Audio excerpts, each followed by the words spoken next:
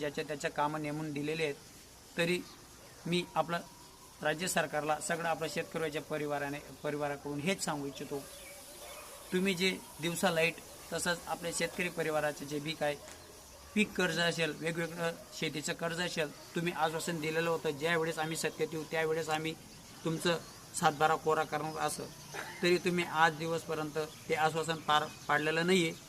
तरी मी व्हिडिओमार्फत तुम्हाला नवीन वर्षानिमित्त तुम्हाला पण शुभेच्छा देतो गुढीपाडव्याच्या.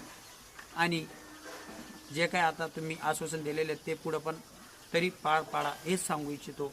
आणि आपला शेतकरी राजाची खूप काही अशी तुम्ही परीक्षा घेऊ नका, कारण शेतकरी राजाने एक दिवस जर पिकवणं सोडून दिलं तर सगळेच आपले जे परिवार आहे ती उपाशी पोटी मारणार आहे, हे तर मी व्हिडिओमार्फत सांगतो जे. आणि काय शेतकऱ्याला खूप काही सामना असा करावा लागतो, आणि त्याच्यातलाच मी पण एक शेतकरी परिवारातलाच एक व्यक्ती आहे.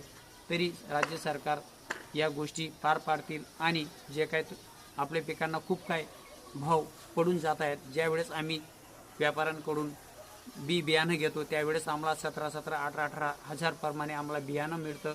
आणि ज्यावेळेस आपला शेतकरी राजा 4-4 महिने 5-5 महिने राबराब करून रात्रंदिवस न पाहता तो ज्यावेळेस मार्केटात माल घेऊन जातो त्यावेळेस त्याला 6,000 7,000 असं बोली लावले जाते. प्रत्येक पिकांमध्ये खूप काय प्रॉब्लेम येतात. तरी सरकारने या सगळ्या गोष्टींकडे लक्ष देऊन व्यवस्थित काम करायला पाहिजे, हेच आपला खानदेश दिनेश भाऊ सांगू इच्छितो. आणि सगळं आपलं गोड परिवाराला मी हेच सांगू इच्छितो, जसं पण आपला शेतकरी राजाचा जे काय आपण व्हिडिओ मार्फत बोलण्याने चुकलो असतील तरी मी सगळं परिवाराला क्षमा मागतो. आणि तसंच सरकारला पण आपल्या व्हिडिओ मार्फत काय वाटलं असेल त्यांच्याकडून पण क्षमा मागतो. पण तुम्ही जे आश्वासन दिले ते पार पाडा. आणि सगळं आपल्या परिवाराला हे सांगू इच्छितो. आपला जो व्हिडिओ आज जास्तीत जास्त शेअर करा. जय जवान, जय किसान, जय खानदेश. राम राम.